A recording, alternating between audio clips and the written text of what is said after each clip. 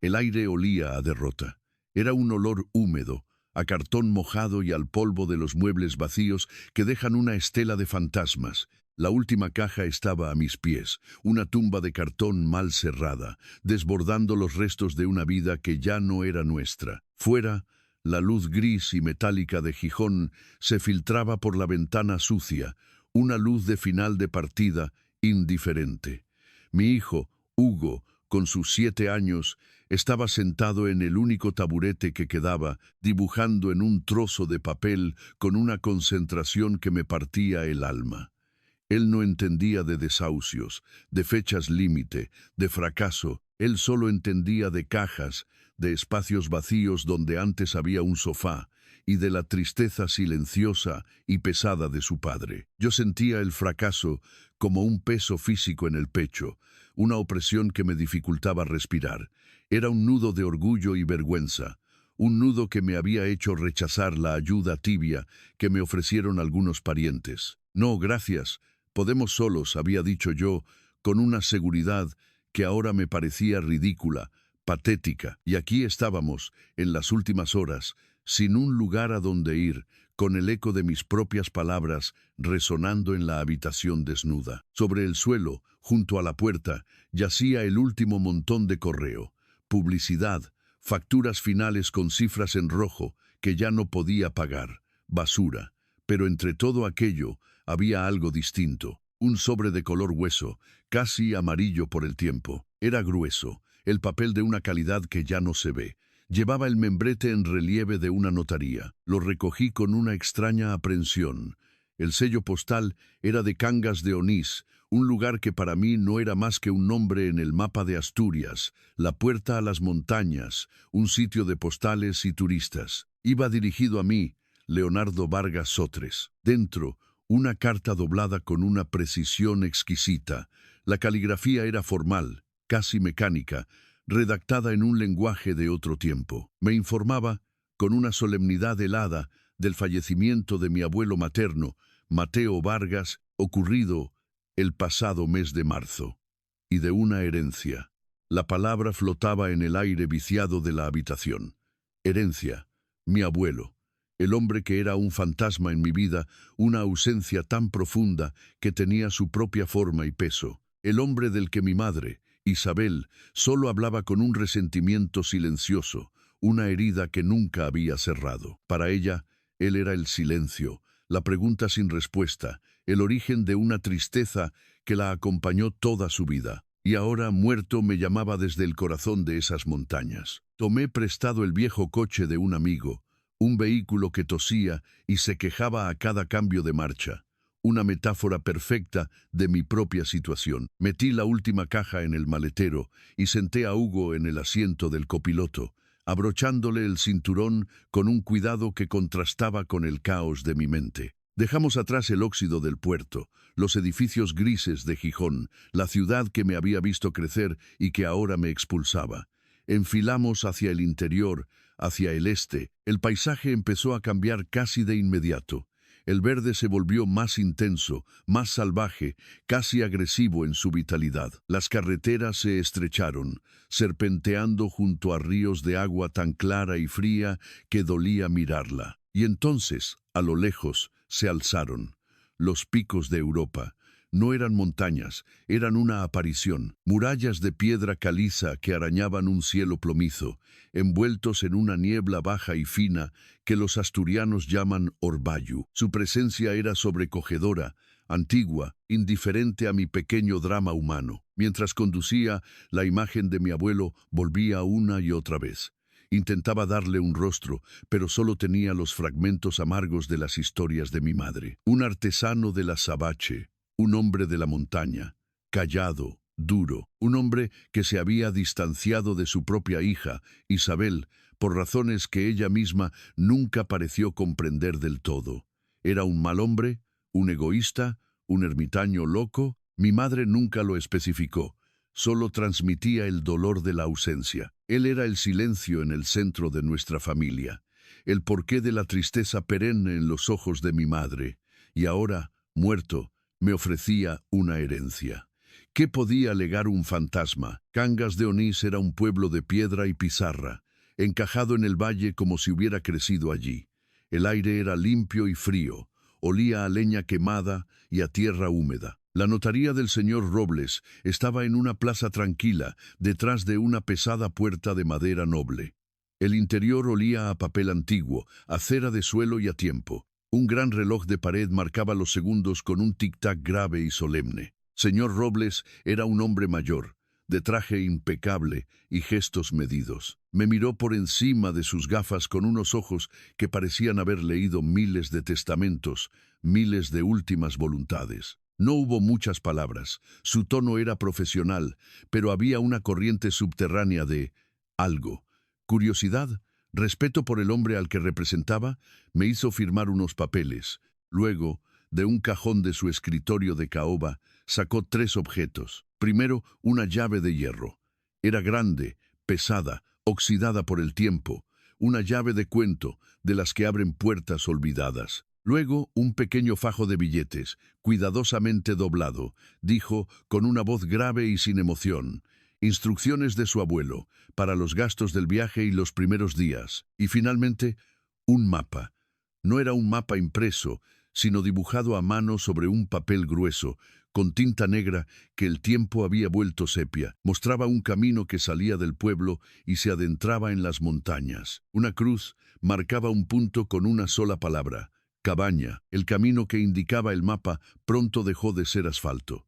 Se convirtió en una pista de tierra y piedras, cada vez más empinada y traicionera. El viejo coche protestaba, el motor se ahogaba, las ruedas patinaban en el barro. Hugo miraba por la ventanilla, fascinado por la altura y el vacío que se abría a nuestro lado. Finalmente, la pista se volvió intransitable.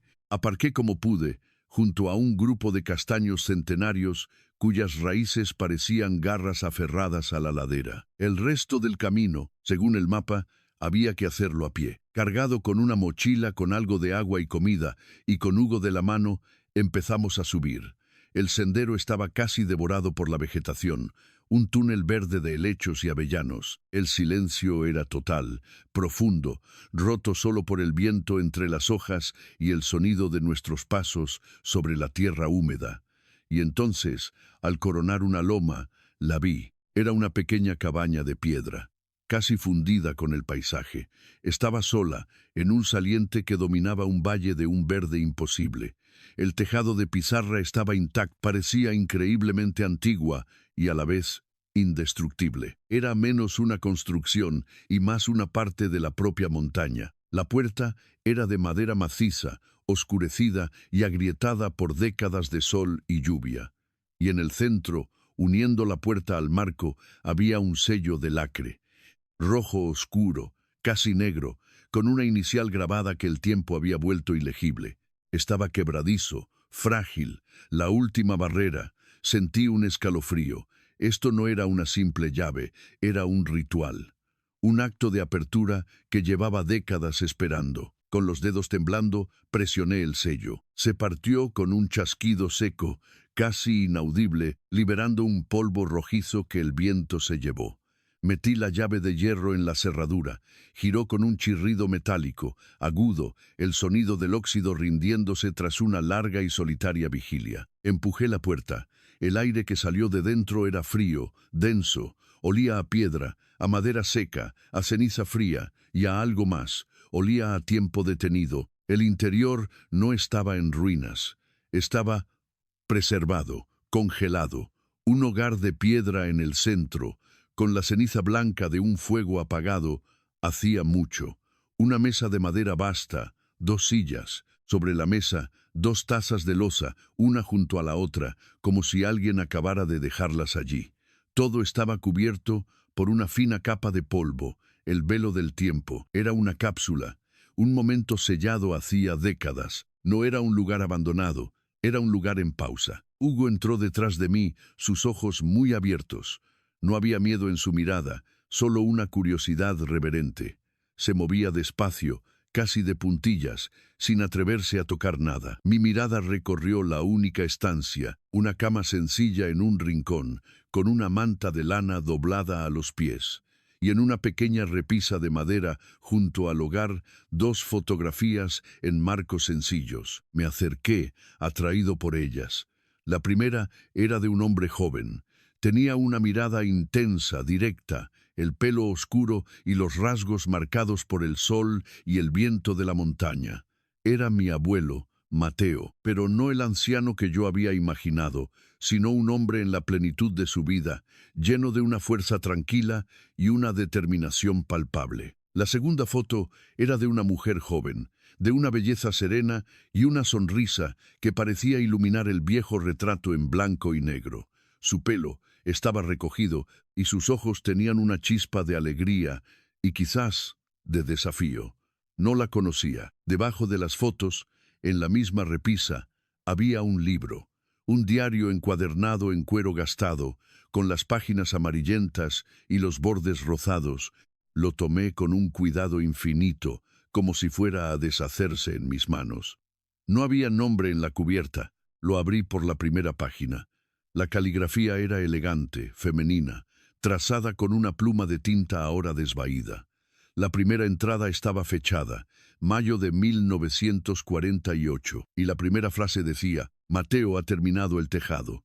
Dice que ahora nuestra casa puede resistir cualquier tormenta. Era la letra de la mujer de la foto. Su nombre, lo descubrí unas páginas más adelante, era Lucía. Hugo ya se había quedado dormido, acurrucado en la vieja cama bajo la manta de lana, vencido por el viaje y la caminata. La noche había caído sobre las montañas, una oscuridad absoluta y silenciosa que solo se encuentra lejos de las ciudades.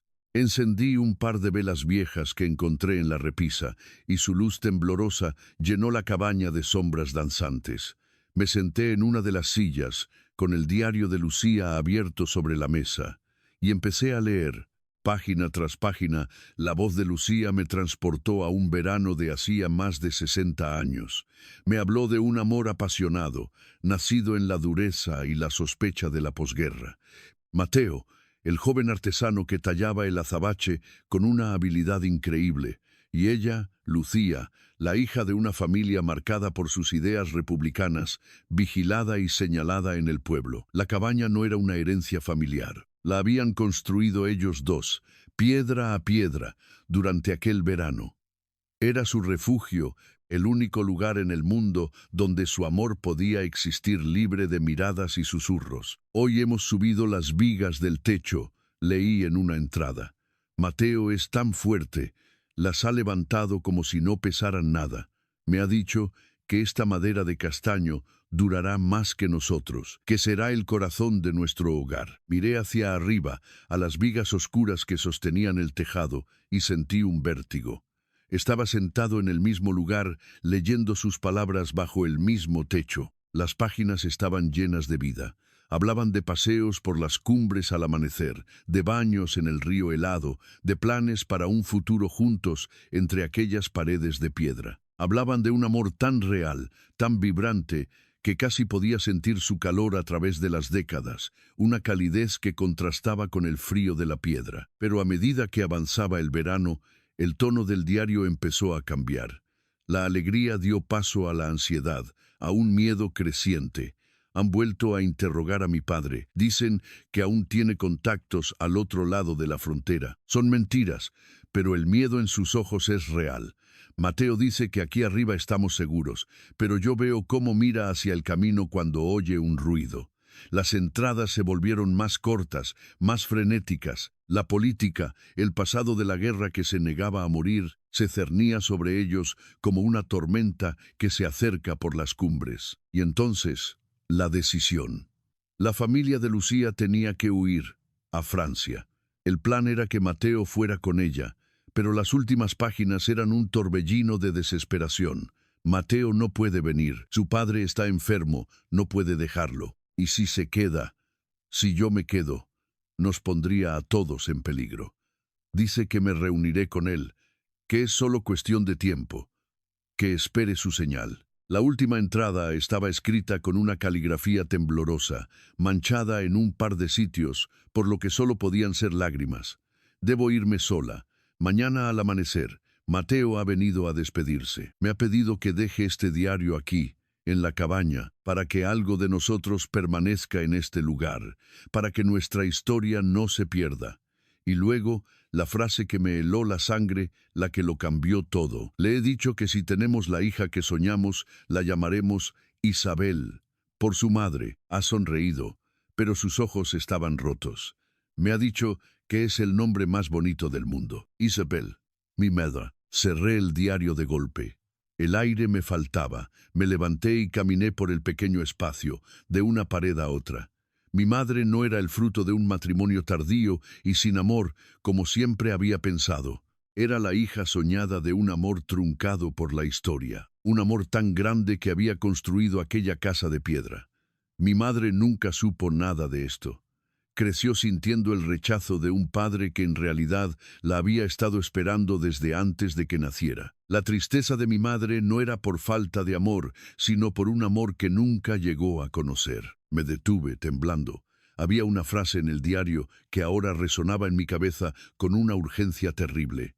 Algo que Lucía había escrito sobre Mateo. Hoy ha estado horas tallando algo en la viga grande del hogar. No me deja ver qué es. Dice que es una promesa. Me acerqué al hogar de piedra. La luz de las velas era débil. Levanté una para iluminar la enorme viga de castaño oscuro que cruzaba por encima de la chimenea. Estaba cubierta por el hollín de fuegos incontables. Pasé la mano, limpiando la superficie con un gesto casi febril. El hollín se desprendió, revelando la madera oscura, y entonces la vi, una talla, hecha con una mano firme y experta. L+MV, 1948. Lucía y Mateo Vargas. Mi corazón latía con fuerza en mi garganta. Era la promesa, la marca de su unión en el corazón de su casa. Pero había algo más. Debajo de esa primera talla había otra, hecha con un estilo diferente, quizás más apresurado, pero con la misma mano. Las letras eran más pequeñas, casi secretas. Para I, L y H. Para quien regrese a casa, Isabel. Leo. Hugo. La vela cayó de mi mano y se apagó en el suelo de piedra, sumergiéndome en una oscuridad casi total.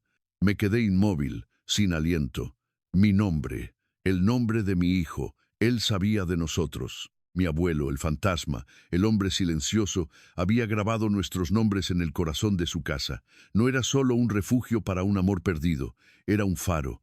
Una espera de 60 años. La comprensión me golpeó con la fuerza de una ola, una verdad tan inmensa que me dejó sin aire, sin defensas. Él nos había estado esperando. La revelación de la viga me había destrozado. No era solo tinta sobre papel, no era una historia ajena. Eran mis iniciales, las de mi hijo, grabadas en madera antigua por un hombre al que nunca conocí, pero que, de alguna manera, me conocía a mí. Me sentía expuesto, como si toda mi vida, mi lucha, mi fracaso en Gijón, hubiera sido observada desde la distancia por un guardián silencioso en estas montañas. El shock dio paso a una necesidad febril de entender. Si sabía nuestros nombres, tenía que haber más, tenía que haber una explicación. ¿Cómo? ¿Por qué el silencio? ¿Por qué dejar que su propia hija, mi madre, viviera y muriera sintiendo ese vacío, esa ausencia que la había definido? Mi mirada recorrió la cabaña, buscando. Ya no veía un lugar abandonado, sino un santuario lleno de pistas. La lógica me decía que si había un diario, si había una talla, tenía que haber algo más. Mis ojos se posaron en la cama sencilla, en la manta de lana donde dormía Hugo, ajeno a todo. Un impulso me hizo arrodillarme. El espacio debajo de la cama estaba oscuro, lleno de polvo y telarañas. Metí la mano, palpando el suelo de piedra fría. Mis dedos tropezaron con algo. Madera. Lo arrastré hacia la luz de la única vela que quedaba encendida. Era una caja de madera de castaño, como la viga. La superficie estaba tallada con los mismos motivos geométricos que a veces se ven en los hórreos asturianos, un trabajo de artesano hecho con paciencia y amor. No estaba cerrada con llave. Levanté la tapa pesada. El interior estaba lleno de cartas, decenas de cartas, atadas en pequeños fajos con una cuerda fina, todas en sobres amarillentos, como el que yo había recibido. Tomé el primer fajo. El destinatario de la primera carta me dejó sin aliento. Para mi hija Isabel. La caligrafía era la de un hombre, fuerte y clara. La fecha, 1957, el año en que nació mi madre, eran cartas no enviadas, un monólogo de 60 años dirigido a la oscuridad. Abrí la primera con un cuidado reverencial. Mi querida Isabel, empezaba. Hoy he sabido de tu nacimiento. Tu tía me lo ha contado en el mercado. Dice que eres sana y que tienes los ojos de tu madre. No la que te ha criado, sino la otra, la que te dio el nombre. Hoy he subido a la cabaña y he llorado por primera vez desde que ella se fue. No puedo ir a verte, no debo. Tu madre ha rehecho su vida y yo soy una sombra de la guerra, una herida que es mejor no tocar. Pero quiero que sepas, aunque nunca leas esto, que hoy es el día más feliz y más triste de mi vida. Leí otra, fechada 10 años después. Hoy cumples 10 años, mi niña. Me han dicho que eres lista, que te gusta leer. Te he comprado un libro. Nunca te lo daré. Lo guardaré aquí, contigo, en nuestra casa. A veces me pregunto si sientes algo, una conexión con estas montañas. Si alguna vez miras hacia los picos y te preguntas ¿qué hay más allá? Aquí estoy yo, Isabel, siempre, una tras otra. Las cartas dibujaban la vida de un hombre en un exilio autoimpuesto. Hablaba de su trabajo con el azabache, de la muerte de sus padres, de la soledad de los inviernos. Y siempre, siempre, de ella, de mi madre, había recortes de periódico con sus notas del colegio. Una foto borrosa, tomada desde lejos, de su primera comunión. Él había estado allí, invisible, un espectro en el borde de su vida, amándola con una intensidad dolorosa y silenciosa. Creía que su pasado, su conexión con la familia de Lucía, era una mancha, un peligro. En la España de la posguerra, el silencio era supervivencia, y ese silencio se había convertido en una costumbre, en una cárcel. Debajo de las cartas, en el fondo de la caja, había otra cosa, una carpeta de cuero.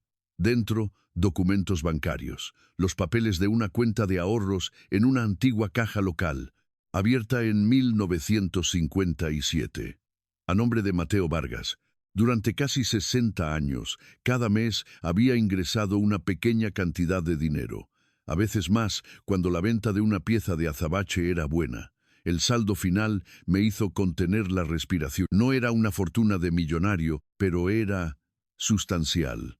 Era el fruto del trabajo de toda una vida de sacrificio silencioso. Y al final, pegada a la última página del extracto bancario, había una última carta.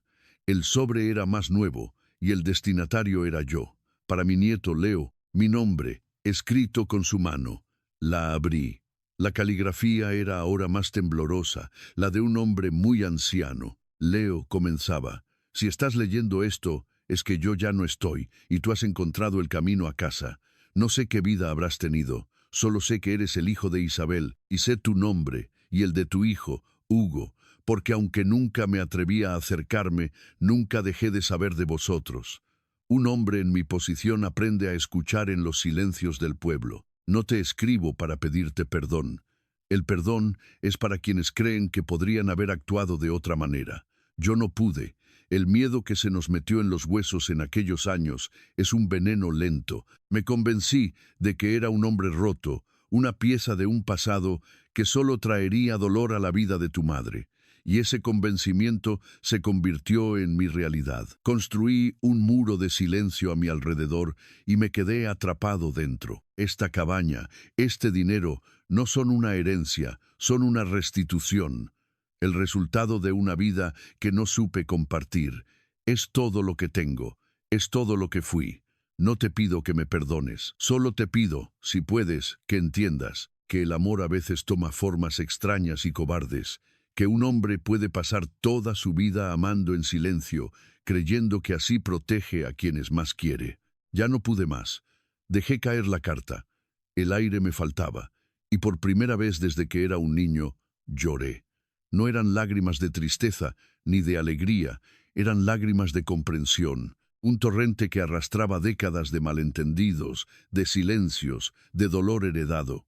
Lloré por el joven Mateo, que perdió al amor de su vida. Lloré por el hombre que pasó 60 años solo, amando desde las sombras. Lloré por mi madre Isabel, que vivió y murió sin conocer la profundidad de aquel amor. Y lloré por mí, por el hombre perdido que había llegado a aquella puerta buscando un techo y había encontrado los cimientos de toda su existencia. El llanto me sacudió, profundo, liberador. En medio de la oscuridad sentí una pequeña mano en mi hombro. Hugo se había despertado. Se había acercado en silencio. Su voz, pequeña en la inmensidad de la noche, rompió el hechizo. «Papá, ¿estás triste?». Lo miré. Sus ojos, grandes y preocupados en la penumbra. Lo atraje hacia mí, abrazándolo con una fuerza que me sorprendió a mí mismo. Olía a sueño y a la lana vieja de la manta. Apoyé mi mejilla en su pelo. «No, campeón», le dije, con la voz rota. «No estoy triste. Creo que nos han encontrado». Pasaron las semanas. El otoño empezó a pintar de ocres y dorados los valles de los picos. El dinero de la cuenta de mi abuelo no solo nos sacó del apuro, sino que nos dio un comienzo. Alquilé un pequeño piso en Cangas de Onís, con vistas al río Sella. Hugo empezó en el colegio del pueblo, haciendo amigos con una facilidad que yo envidiaba.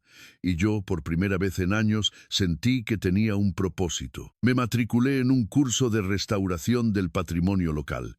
Sentía que se lo debía a él, a Mateo. Una deuda por preservar las historias grabadas en la piedra y la madera, para que no se perdieran en el silencio. A finales de septiembre, un sábado soleado y fresco, subimos de nuevo a la cabaña. Ahora estaba limpia, aireada. Había reparado una de las contraventanas y limpiado el hogar. El lugar ya no se sentía como una tumba, sino como un hogar en espera. Hugo corría por el prado de fuera, persiguiendo mariposas. Yo me quedé dentro, de pie, frente a la chimenea. Mis ojos se fijaron en la viga de castaño, para I, L y H, para quien regrese a casa. Ahora entendía el peso de cada letra. El trabajo silencioso de mi abuelo, tallando azabache en su taller solitario, ingresando dinero mes a mes, no había sido una penitencia. Había sido su forma de construir, su disculpa, su carta de amor. Pensé en el padre que era yo hacía apenas unos meses en Gijón. Un hombre sin raíces, a la deriva, aplastado por el peso del presente. Y ahora estaba aquí, en el centro de una historia que se hundía en las profundidades de la tierra y la memoria de mi país. Una historia de amor pérdida y una lealtad silenciosa y obstinada. Salí y me senté en el umbral de piedra, observando a Hugo. El sol calentaba mi cara. Miré las montañas, los gigantes silenciosos que guardaban la historia de mi familia. Ya no sentía la presencia de mi abuelo como un fantasma, sino como una paz tranquila, como el aire fresco que respiraba. Él construyó una casa para un amor que perdió, pensé. La construyó para que un amor que nunca se atrevió a conocer pudiera, al fin, encontrar un hogar. La puerta de la cabaña estaba ahora abierta, y yo, por primera vez en mi vida, me sentía preparado para vivir dentro de ella con mi hijo.